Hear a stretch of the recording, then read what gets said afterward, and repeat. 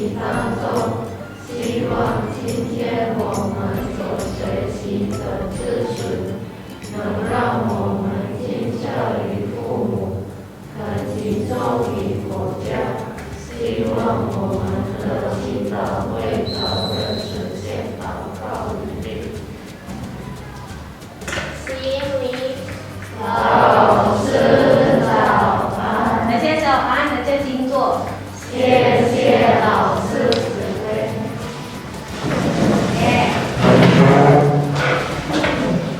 Oke, baik anak-anak semuanya.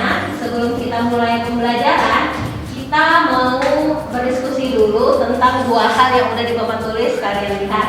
Ada kelas impian dan ada namanya keyakinan kelas. Hal ini berkaitan dengan yang namanya budaya positif di sekolah. Mulai dulu dari kelas kita masing-masing, lalu nanti kita bisa contohkan ke kelas-kelas yang lain bahwa budaya positif itu baik kita terapkan di kelas maupun di sekolah. Budaya positif saya yakin semua kalian itu sudah menerapkan budaya positif. Contohnya, setiap ada guru kan selalu salam. Ya, itu udah bagus. Terus juga dalam hal memperhatikan pelajaran juga sudah bagus.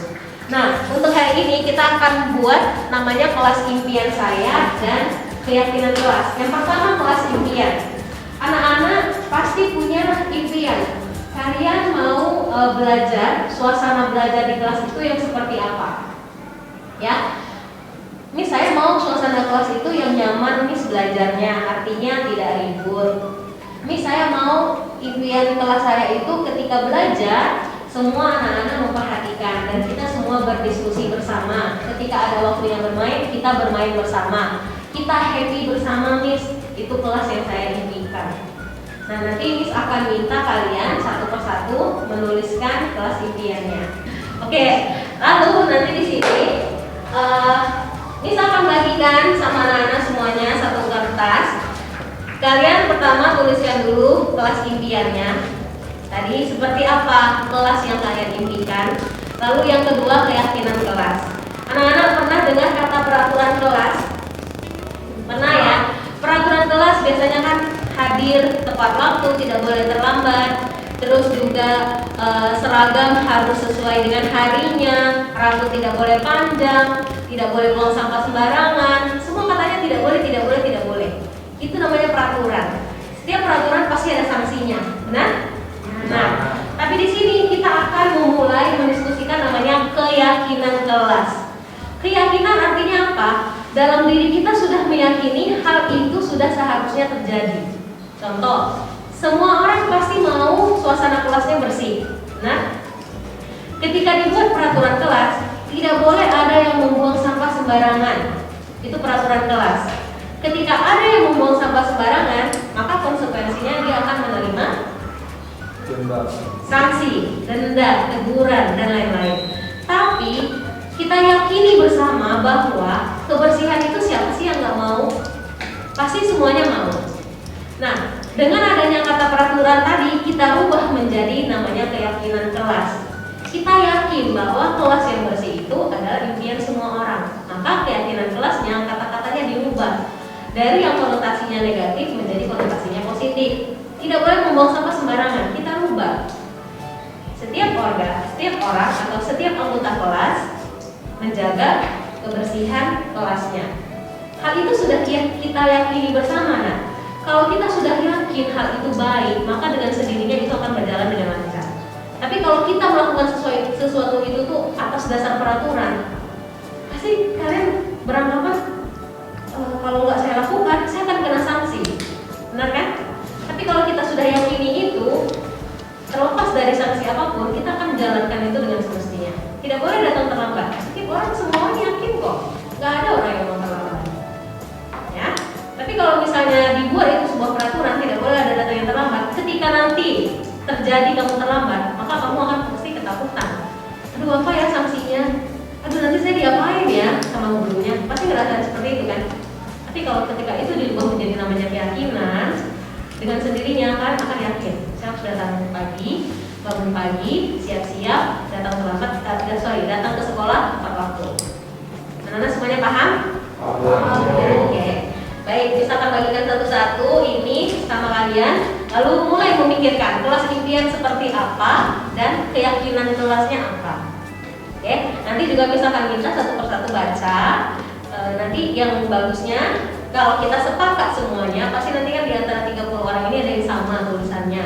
Ya misalnya Dinata buat tidak boleh membuang keyakinan kelasnya setiap orang menjaga kebersihan. Rupanya Kelvin juga bikin seperti itu. Jadi kita sambungkan. Ya, nanti ketika itu sudah satu, baru nanti Miss akan minta tuliskan ke sini dan ini akan nempelkan ke depan. Oke, boleh nak silakan memulai tulis kelas impian dan keyakinan kelasnya. Miss kasih.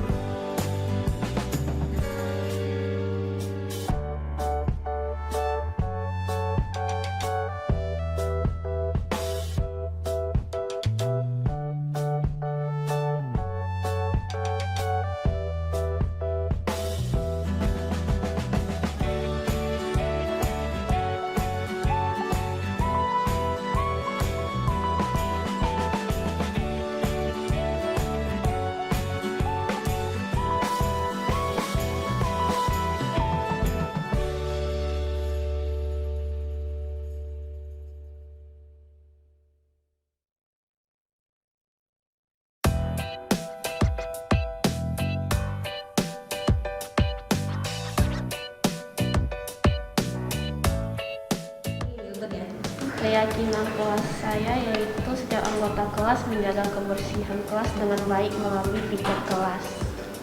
Saya ingin kelas impian saya damai tetapi tetap seru. Saya ingin kelas yang suasananya nyaman, tenang, dan tidak ribut. Keyakinan kelas saya, semua warga atau anggota kelas saling tolong-menolong, saling menghargai, dan saling menghormati. Oke.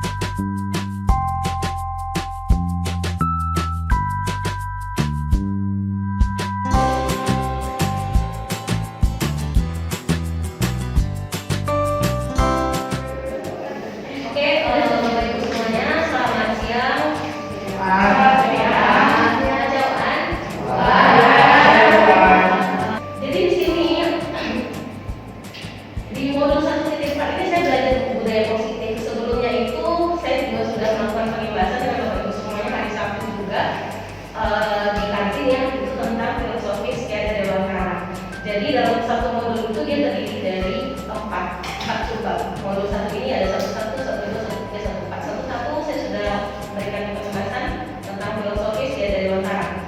Dari mana sih asal usul Merdeka Belajar yang sekarang sedang sedang diserukan oleh Mas Menteri kita. Lalu di modul 1.2 itu berkaitan dengan nilai dan peran guru penggerak. Ketika nanti saya selesai mengikuti program, sekarang kan nanti kalau guru penggerak selanjutnya nanti judulnya guru penggerak angkatan 4 gitu. Lalu di 1.3 kami belajar tentang visi guru penggerak. Adapun setelah program ini berakhir, guru penggerak ini arahnya mana?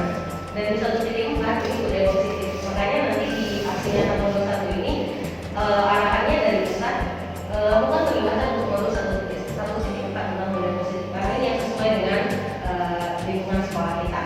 Jadi ini saya ulas kembali tentang modul 1.1 bahwa pendidik itu hanya dapat menuntut tumbuh kembang anak. Ya, sekarang pun sudah saya rasakan dan sudah saya lihat juga untuk beberapa teman saya bahwa tidak lagi menuntut tapi sudah mulai menuntun gitu, dan juga mungkin secara tidak langsung tapi saya senang gitu melihat perkembangan Bapak Ibu semuanya yang tetap mau giat melakukan tugas walaupun semuanya itu banyak lah di belakang-belakangnya, tapi ketika masuk kelas semuanya semangat. Lalu kita juga ingat bahwa kita tumbuh sama seperti halnya petani, dan sekolah ini sama seperti halnya dengan ladang atau tanah lahan, dan murid-murid kita itu sama halnya seperti bibit. Jadi kita sebagai petani lah merawat bibit ini.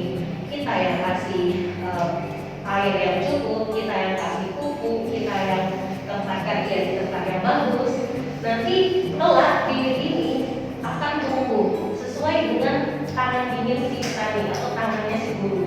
Ketika guru memberikan apa yang sudah dia lakukan yang terbaik, maka bibit yang awalnya tidak bagus maka akan tumbuh bagus. Sebaliknya ketika guru tidak melakukan dengan yang semestinya, maka bibit mahal sekalipun tidak dirawat dengan bagus, maka dia tidak akan berhasil. Dan kita tidak juga bisa memaksa bibit mangga menjadi bibit jagung menjadi bibit mangga. Jadi setiap satu kelas 30 anak itu masing-masing punya bibit yang berbeda-beda. Jadi kita tidak bisa menyamaratakan semua anak kita tuh harus jadi jagung yang unggul gitu. Baik Bapak Ibu semuanya, sama seperti yang tadi saya jelaskan, sekolah itu ibarat anak untuk bercocok tanam, dan kita mengusahakan sekolah kita ini untuk jadi lingkungan yang menyenangkan dan melindungi murid-murid dari hal yang tidak baik.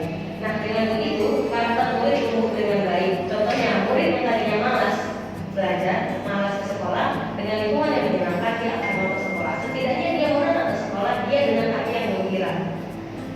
Ketika di kelas nanti guru menyambutnya dengan hati yang gembira juga, maka dia akan jadi semangat belajar. Sekalipun sebaliknya, anak yang bisa dikatakan IQ-nya tinggi pun, mampu dalam segi akademik pun, ketika lingkungan yang kurang menyenangkan, maka bisa jadi nanti dia jadinya turun semangatnya.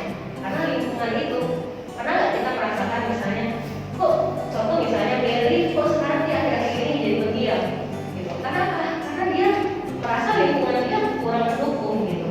Jadi gimana caranya kita menciptakan budaya positif di kelas kita, nanti akhirnya di sekolah kita.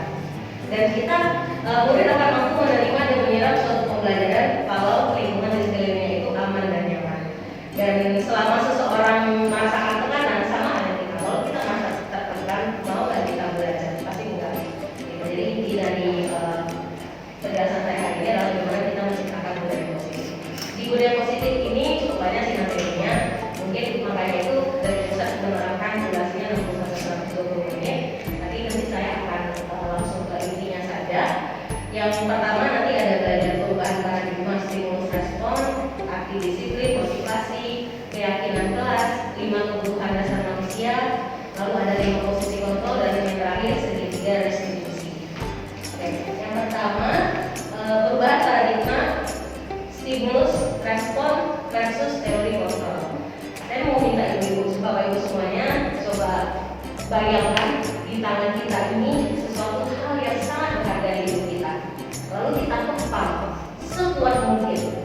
Teman kita datang membujuk, ayolah buka, apa itu? Bagilah. Dengan cara apa? Entah dengan cara menghardik, entah dengan cara membujuk, atau dengan cara memberikan uang yang banyak supaya kita mau membuka dan melepas apa yang berharga di hidup kepala tangan kita. Kira-kira Bapak Ibu mau membuka kepala ini nggak? Mau membuka kepala ini nggak kira-kira? Mungkin ada yang enggak ya, karena ini adalah hal yang berharga bagi hidup saya. Saya nggak mau berbagi, saya akan terus membuka.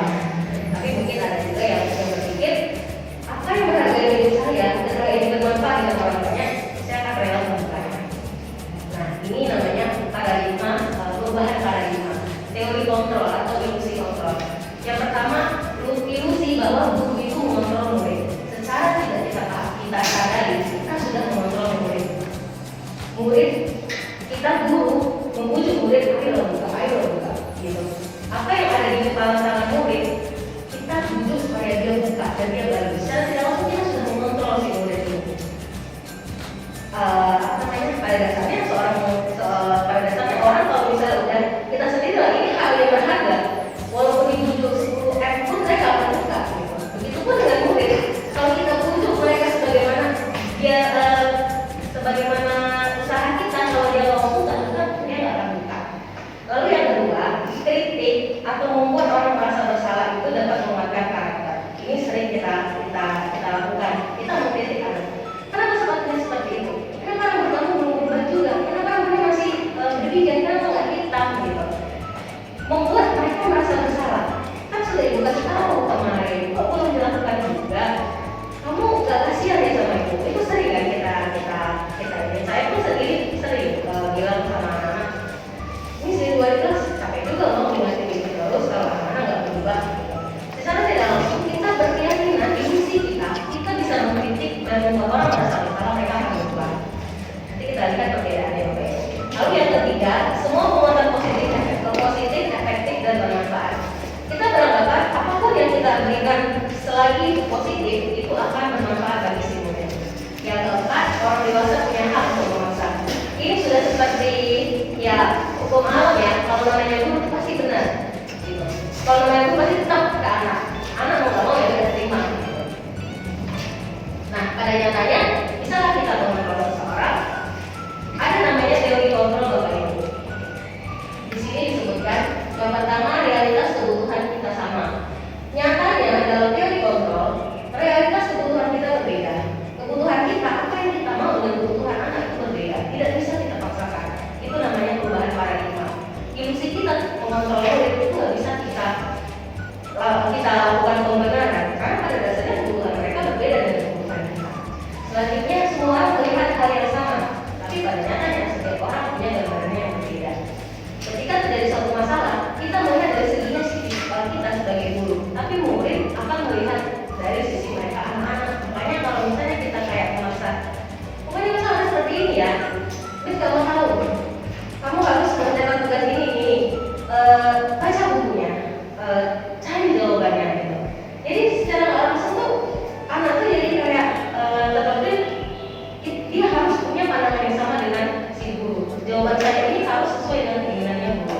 Tapi kan nyatanya kan sebenarnya beda pandangan setiap anak. Lalu selanjutnya kita mencoba mengubah orang agar berpandangan yang sama dengan kita, tapi seharusnya kita berusaha memahami pandangan orang. Ini juga sering terjadi. Kita selalu memaksa orang itu pandangan sama dengan kita. Susah loh nak bikin seperti ini, susah loh jaga kebersihan, kok kamu sembarangan buang sampah. Tapi nyatanya kita nggak memahami apa tujuan dari yang dia lakukan seperti itu. Nanti ada yang punya materi selanjutnya yang seperti itu. Oke, saya lanjut. Yang kedua, konsep disiplin positif. Ada 3 pertanyaan. Bagaimana cara kita membuat murid kita disiplin? Mungkin Bapak Ibu boleh dalam hati jawab. Saya mau membuat murid saya disiplin dengan cara seperti ini, seperti ini, seperti ini. Pertanyaan kedua, siapakah yang bisa mendisiplinkan murid? Kita guru. Pasti itu sebenarnya sederhana. Apakah guru yang bisa mendisiplinkan murid, atau kepala sekolah, atau orang tua murid, atau murid itu sendiri? Semua ada jawabannya. Kalau kita anggap yang bisa mendisiplinkan murid ya guru, karena ini yang bisa mendisiplinkan murid itu ya orang tuanya, karena dia orang tuanya di rumah, atau dia sendiri. Gitu. Nah, sebelumnya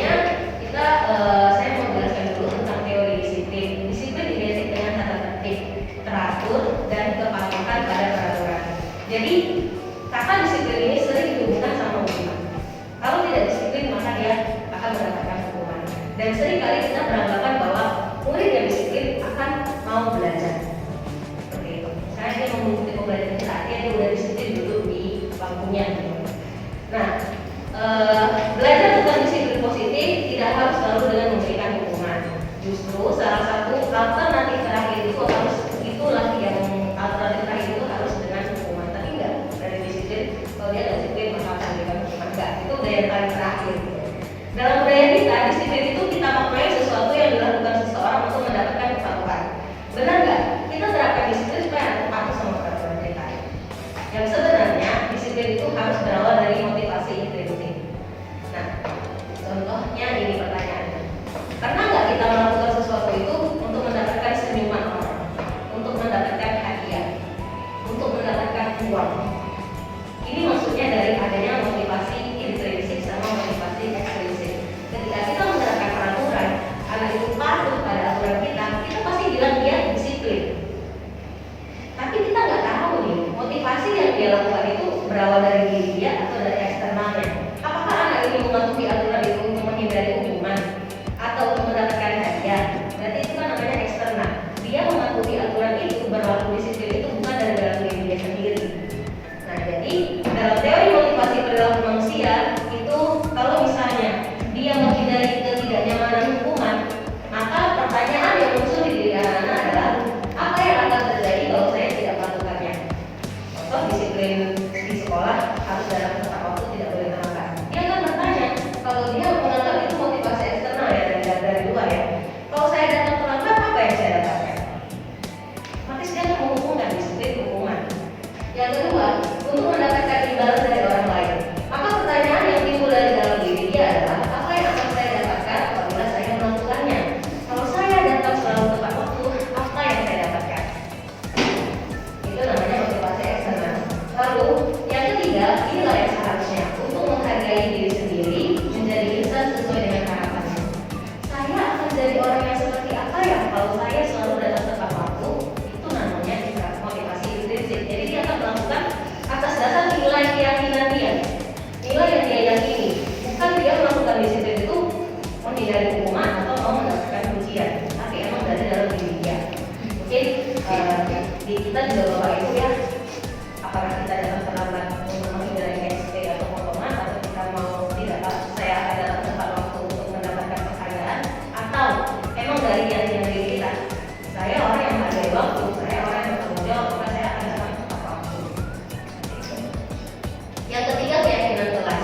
Nah, jadi di sini kemarin saya sudah melakukan di kelas. Jadi namanya kelas impian saya dan keyakinan kelas. Jadi ini atas dasar mungkin kita sebagai wali kelas selalu membuat peraturan kelas. Nah, di guru pokra ini saya belajar peraturan kelas itu tidak ada seharusnya. Yang ada adalah keyakinan kelas. Gitu. Sama kayak kita bikin kontrak belajar. Yang ada itu adalah keyakinan kelas kita bersama. Di kelas impian saya minta anak-anak menuliskan kelas yang seperti apa yang mereka impikan. Nah, di sini mereka tulis, saya ingin kelas yang dapat saling membantu dalam setiap kondisi. Saya ingin suasana kelas menyenangkan, tetapi udaranya tidak pengap dengan tidak keributan di kelas. Masing-masing anak menuliskan kelas impian dia mau seperti apa. Kenapa harus bikin seperti ini? Ini namanya stimulus, pemancing supaya dia mau memunculkan motivasi intrinsik tadi. Lalu di keyakinan kelas. Kenapa harus keyakinan kelas? Kenapa tidak peraturan kelas? Nah, saya mau tanya Bapak Ibu. Ketika kita berkendara, haruskah kita menggunakan helm? Harus. Apakah itu peraturan atau keyakinannya? Keyakinan kita? Kebanyakan kita kan pakai helm. Ya karena emang itu aturan dari polisi harus pakai helm. Tapi coba kita ubah. Pakai helm itu emang harus menjaga diri kita dan orang lain. Maka peraturan itu akan diubah menjadi keyakinan. Seperti itu maksudnya. Anak-anak datang terlambat. Apakah menurut mereka pasti beranggapan datang terlambat itu peraturan sekolah, datang tepat waktu itu peraturan sekolah. Tidak boleh cat rambut itu peraturan sekolah. Tapi ketika peraturan itu diubah dengan keyakinan, mereka meyakini nilai-nilai yang terkandung di dalamnya. Cat rambut itu akan merusak rambut. Cat rambut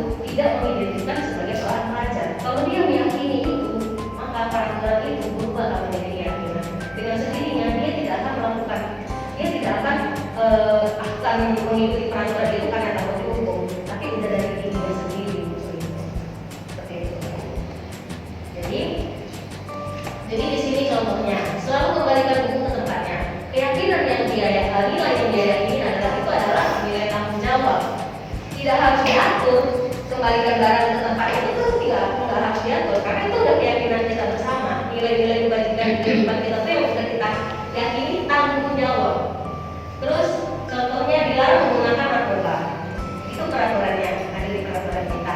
Tapi kalau kita yakini menggunakan narkoba itu merusak kesehatan, maka dia berubah dari peraturan menjadi keyakinan keras. Nah, itulah nanti kenapa di sini pun saya juga kaget sih sama materinya. Saya sering memberikan anak-anak itu apresiasi penghargaan, ya hukuman ya kadang kita kasih hukuman gitu kan. Tapi ternyata hukuman penghargaan itu bukan hal yang apa ya namanya ya, yang dianjurkan di modul ini. Karena apa? Hukuman itu sifatnya pengaruhnya itu jangka pendek, penghargaan itu bisa jangka panjang. Penghargaan itu menghukum. Nanti ini bisa kita lihat seperti ini misalnya. Anak yang terbiasa kita berikan, wah bagus kamu dapatkan bintang, wah bagus kamu dapatkan ini ya dari ibu. Maka dengan sendirinya dia seperti akan melakukan sesuatu itu memang untuk imbalan. Gitu. Jadi kembali lagi tidak dari motivasi intrinsiknya. Contohnya seperti ini. Mencatat 100 kali di dalam buku kalimat, saya tidak akan terlambat lagi karena terlambat ke sekolah. Ini pernah juga saya lakukan. Lalu lari keliling lapangan basket 2 kali karena terlambat hadir di sekolah. Murid diminta push up 15 kali karena tidak menggunakan masker ke sekolah. Ini adalah bentuk-bentuk tindakan guru yang mungkin kita pernah lakukan. Apakah ini hukuman atau konsekuensi? Nah, jawabannya, kalau kita minta mereka catat 100 kali dalam buku, itu merupakan hukuman karena sifatnya jangka pendek. Hukuman itu berarti nanti sifatnya dia memaksa anak, membuat anak itu merasa bersalah, membuat anak itu seperti ya dia salah lah, dia harus melakukan itu. Lalu lari mengelilingi lapangan itu juga bentuknya hukuman. Contoh dari konsekuensi, mengganti kertas tugas teman yang telah dicoret-coret, itu konsekuensi yang harus dia lakukan. Karena dia mencoret-coret kertas temannya, maka dia harus ganti. Tapi kalau misalnya dia coret-coret kertas teman, kita suruh naik dia hari lapangan 5 hari, itu bentuknya hukuman, bukan konsekuensi. Nah, jadi perbedaan hukuman dan konsekuensi itu, hukuman itu sesuatu yang menyakitkan harus terjadi, dirasakan benar sama anak-anak. Tapi konsekuensi sesuatu yang harus terjadi. Kalau hukuman, anak akan membenci kedisiplinan. Dia anggap kedisiplinan ini adalah ya mau nggak mau lah gitu. Tapi kalau konsekuensi, anak akan menghargai disiplin. Nah, Bapak Ibu, dari hukuman, konsekuensi, apalagi tadi saya bilang ya hukuman dan konsekuensi, ada satu lagi nanti di materi terakhir namanya restitusi. Ini baru sih ya saya bilang apa itu restitusi nanti ya di bagian sana. Lanjut Bapak Ibu, yang kelima, ada 5 kebutuhan dasar manusia. Ini ada sebuah pertanyaan. Ibu Ambar, guru wali kelas 2A di SD Pelita Hati, bingung menghadapi salah satu ulang muridnya namanya Doni. Beberapa anak di kelas sudah datang sama Ibu Ambar dan mengumpulkan Doni yang sering minta bekal makan siang mereka dengan paksa. Nah, jika kita menghadapi situasi seperti ini, apa yang kita lakukan? Menurut kita, kira-kira apa alasan Doni melakukan hal ini? Kita sering kan, misalnya dari Apes yang sering ganggu temannya, atau misalnya Hadi yang tidur di kelas. Kita tahu nggak kebutuhan dasar apa yang belum dia penuhi. Nah, jadi dalam teorinya itu kebutuhan dasar manusia itu ada 5. Yang pertama ada kebutuhan bertahan hidup, ada cinta dan kasih sayang, penguasaan, kebebasan, kesenangan. Berkaitan dengan pertanyaan tadi, kalau jawaban Doni kita tanya, Doni kenapa kamu ambil bekal makan siang teman? Kalau Doni menjawab, saya nggak dibekali makan ini sama mama, saya lapar. Maka kebutuhan yang sedang dipenuhi Doni adalah kebutuhan bertahan hidup. Tapi kalau Doni berkata, saya suka Miss, supaya Miss nanti panggil saya, karena Miss selama ini tidak menghiraukan saya. Jadi dia melakukan kesalahan supaya dia mau dipanggil gurunya. Berarti kebutuhan yang sedang dia penuhi adalah cinta dan kasih sayang. Tapi ketika Doni berkata, saya mau teman-teman semuanya patuh dengan saya, guys. Semua teman-teman dengan sendirinya kasih makan siang ke saya. Jadi saya akan minta mereka dengan paksa. Dengan begitu dia ingin penguasaan, diakui sama teman-temannya. Kalau dia bilang kebebasan, berarti dia seperti ini contohnya. Gak apa-apa Miss,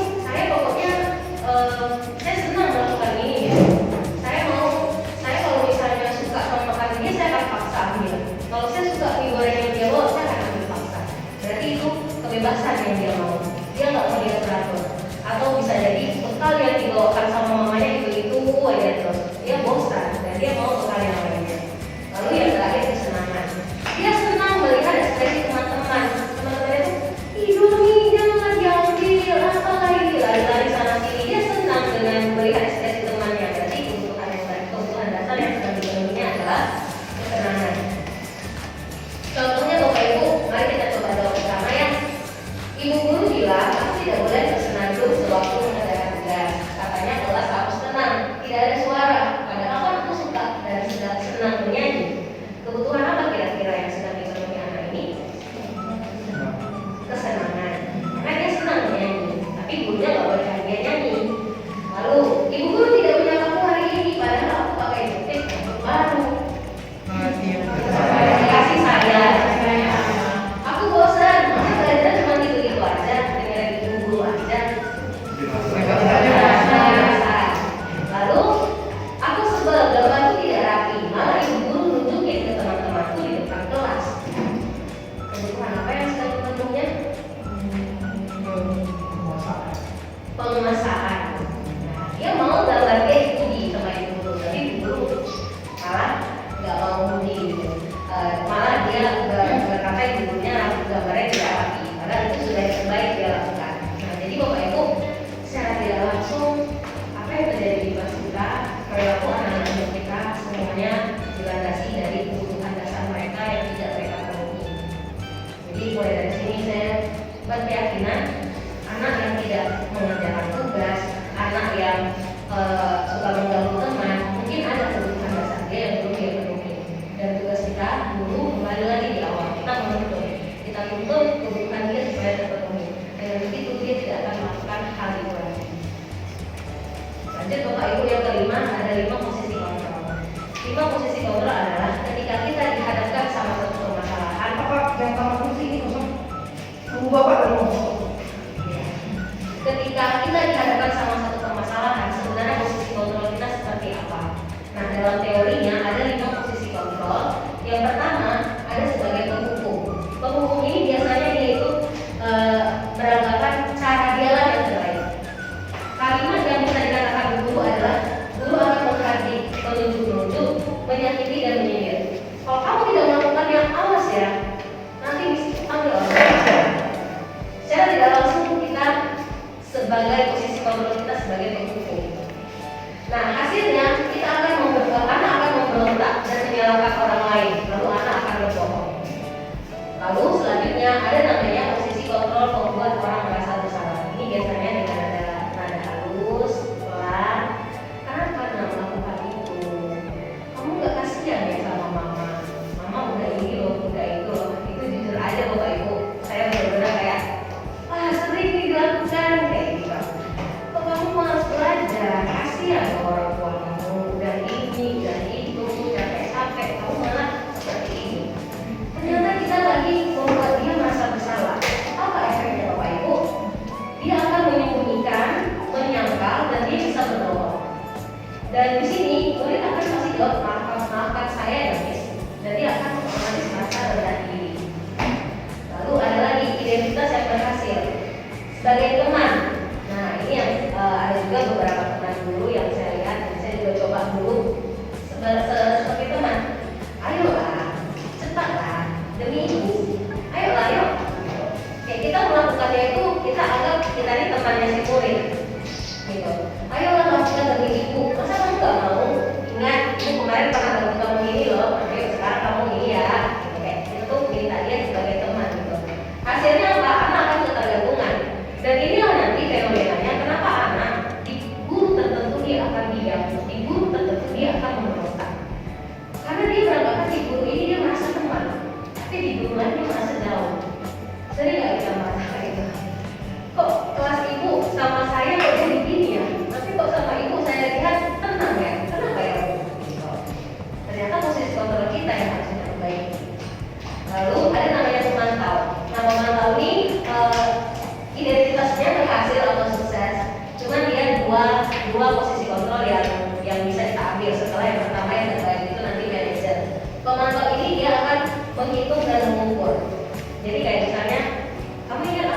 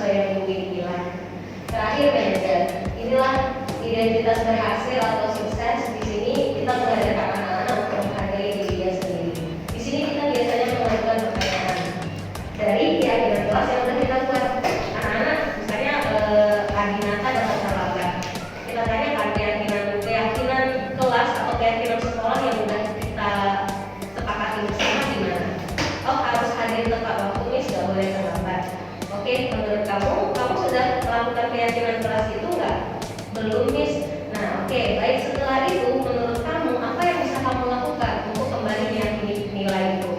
Saya akan berusaha, Miss, untuk datang terlambat. Seperti itulah skenario-nya. Mungkin pada nyatanya nanti jawaban anak-anak kan beda-beda ya.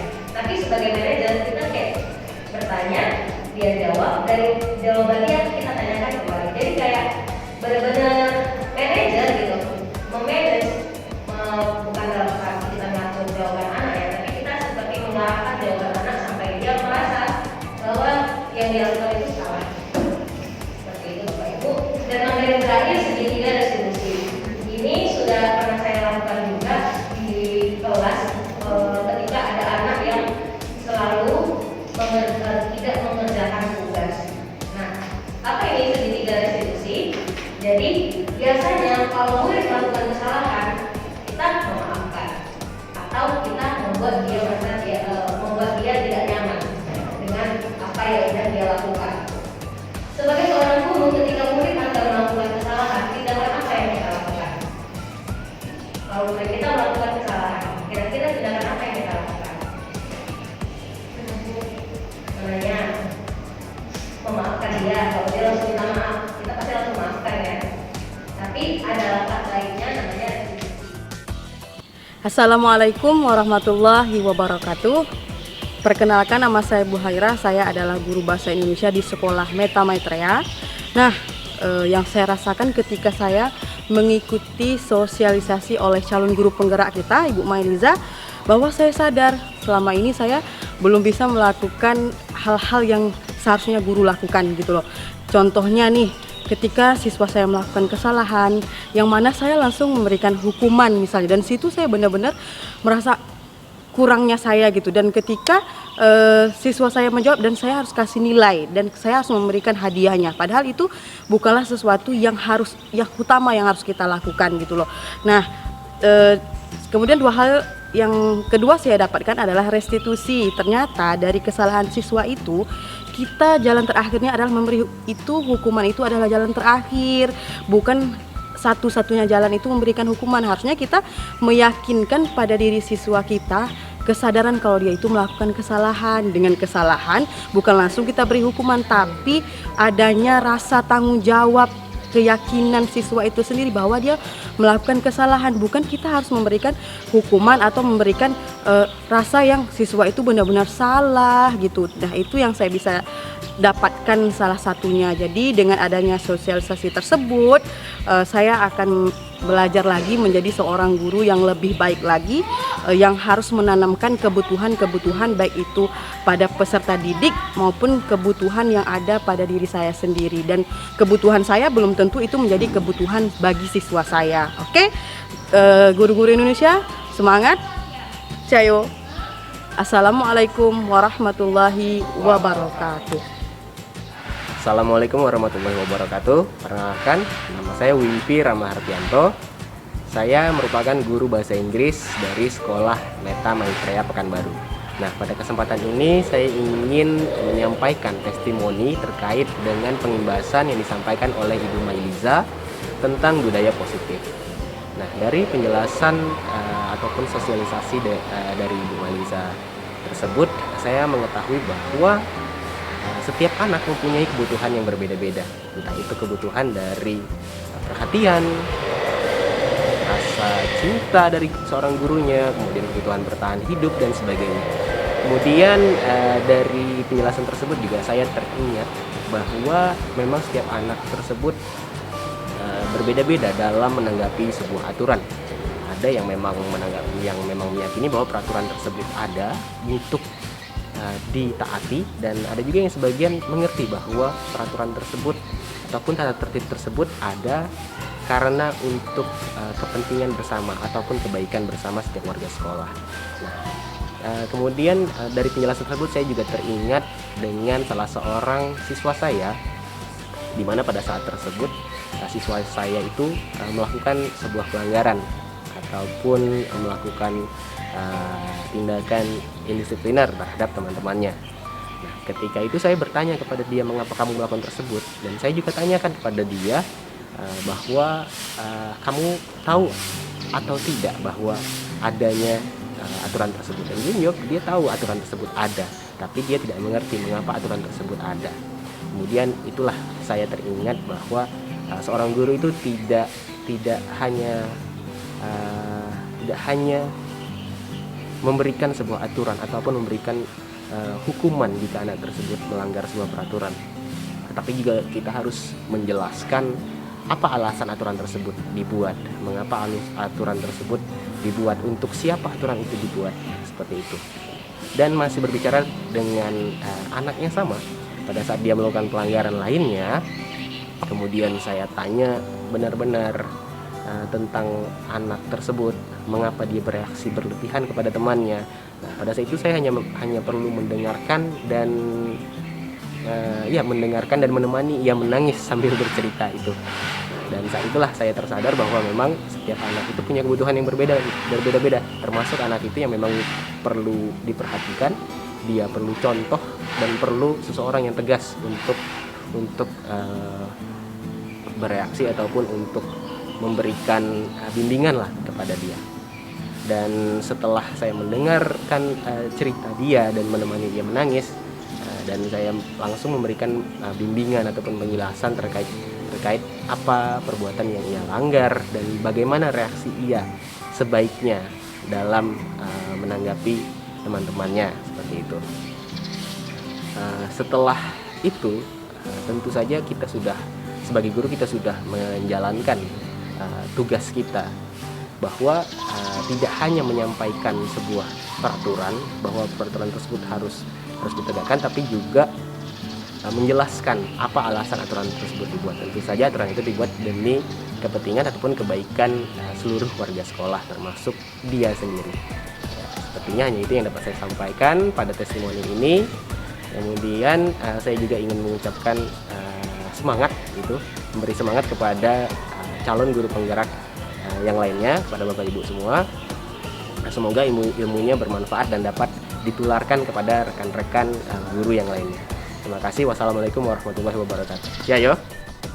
Selamat siang, perkenalkan nama saya Sila Sisilia dari kelas 9B SMP Meta Maitreya. Kegiatan hari ini saya bersama dengan Ibu Mailiza adalah menyusun keyakinan kelas dan juga kelas impian saya. Setelah saya mendengarkan, kami akan melakukan kegiatan tersebut. Saya sangat senang, soalnya akhirnya pendapat saya dan teman-teman saya bisa kami diskusikan bersama-sama. Kami pun mulai berdiskusi. Setelah kami berdiskusi, kami pun mulai menempelkan hasil diskusi kami ke depan. Sekian, terima kasih.